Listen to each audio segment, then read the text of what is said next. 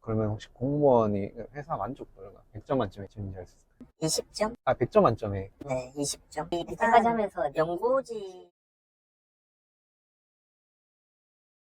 안녕하세요. 안녕하세요. 반갑습니다. 일행직 분이시죠? 이렇게 모시게 되는데 혹시 간단하게 자기소개 가능하실까요? 지방직 행정 9급으로 일하고 있습니다. MBTI도 여쭤봐도 될까요? 이 MBTI는 ISTJ입니다. 혹시 그러면 공무원에 들어오시게 된 이유 여쭤볼 수 있을까요?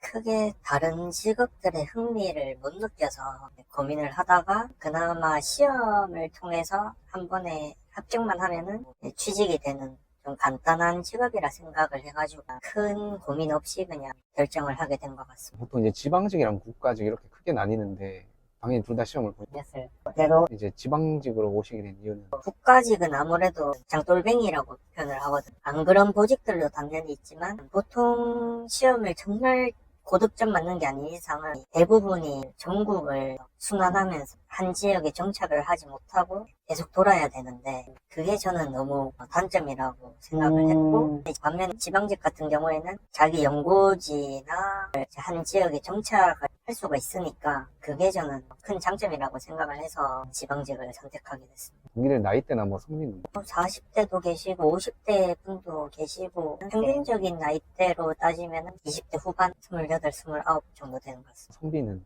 성비를 정확히 세워보진 않았는데 한 3.5 대 6.5 정도 되지 않을까. 아 남자가 3.5. 네, 혹시 공무원의 장점 알 수 있을까요? 사실 장점으로 내세울 만한 게 있을지 모르겠는데 안정성 말고는 장점이 없다고 생각을 하거든요. 그래도 장점이 없다고 하시는데 그러면 공무원의 단점 이런 것도 여쭤볼 수 있을까요? 단점은 많죠. 너무 많아서 네네. 어디서부터 짚어야 될지 모르겠는데 일단 민원인들을 직접 대하는 직업이다 보니까 상당히 그게 힘듭니다. 세상에는 되게 참 별난 사람이 많다. 정말 정신이 좀 이상하신 분들도 많이 찾아오시고 그리고 일반인 분들은 무슨 일 하는지 사실 잘 모르세요. 그냥 뭐 등본 떼는 게 다가 아니냐 하시는데 하는 일이 정말 많습니다. 정말 다양하고 정말 많은 업무들을 맡고 있고 그 업무들을 다 파악을 하고 법령을 꿰고 있어야 되고 그 와중에 실수도 하면 안 되고 그런 게 좀 단점. 민원인 말고 뭐 또 다른 단점도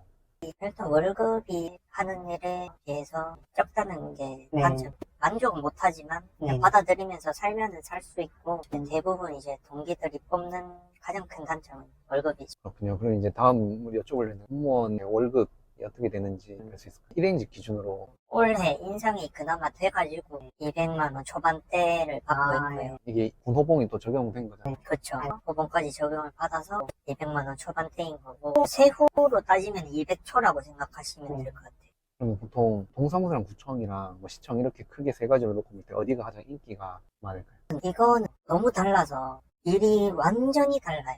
동사무소 같은 경우에는 기본적으로 요양 온다고 표현하시는 분도 계신데 구청에 비하면 업무가 민원을 봐야 돼서 그렇지 확실히 널널합니다. 구청이 말도 안 되게 힘든 것도 있고 구청 가면은 주말 뭐 이런 것도 없이 그냥 항상 풀초과하는 과들이 있거든요. 구청이랑 너무 이게 비교가 많이 돼서 근데 그렇다고 동을 또 선호하느냐 하면은 그것도 사실 아닌 게 어쨌든 민원인을 직접 바로 앞에서 상대하는 게 동사무소다 보니까 또 그거에 안 맞으신 분들은 오히려 구청이 난 낫다 하는 분들도 계셔서 이게 뭐가 낫다고 정확히 단정지어서 얘기하기가 많이 힘듭니다.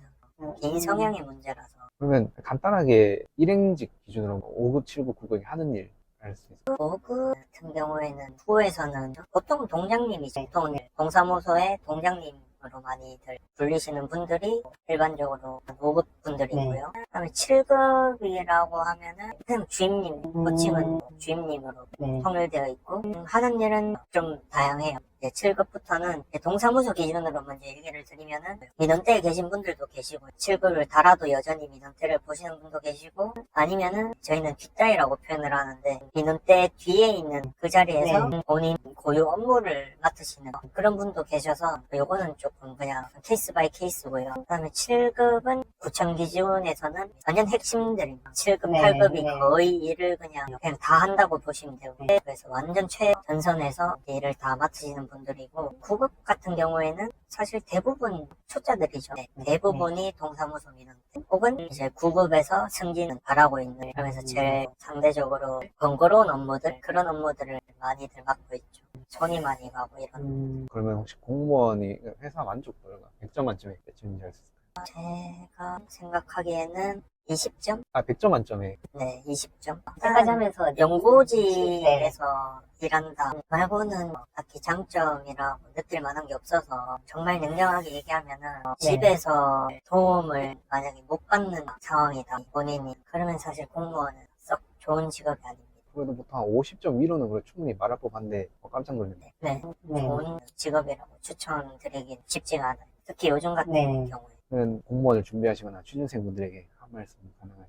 만약에 나이가 어리시다면 다른 데를 알아보는 거를 가장 추천드리지만 네네. 만약에 본인이 정말 공무원이 하고 싶다 하시면은 이 시험은 오래 끈다고 붙는 시험이 아닙니다. 정말 집중해서 1년 안에 붙는 거를 목표로 정말 다른 생각하지 말고 올인해서 짧게 공부하고 짧게 끝내야 한 시험이고 정말 3년, 4년 이렇게 장수하게 돼버리면은 이 시험은 남는 게 없어요. 다른 자격증이나 이런 걸 취득하면서 사기업이나 이런 루트를 뚫을 수 있는 게 아니라서 이 시험을 3, 4년 공부하고 나면 남는 게 없는 시험이기 때문에 반드시 짧게 끝내라. 되든 안 되든. 그렇군요. 마지막으로는 앞으로의 목표 이런 게 있을까요? 목표는 사실 저희 기수들은 일단 기본적으로 승진 욕심이 없습니다. 네, 승진이 안 되기 때문에 그래서 그냥 얇고 길게 가는 게 목표고 음주운전에서 잘리지만 말자. 아, 대부분 이런 생각을 가지고 있기 때문에 저도 마찬가지입니다. 진짜 이게 현실적인 공무원분의 목표이지 않을까 싶네요.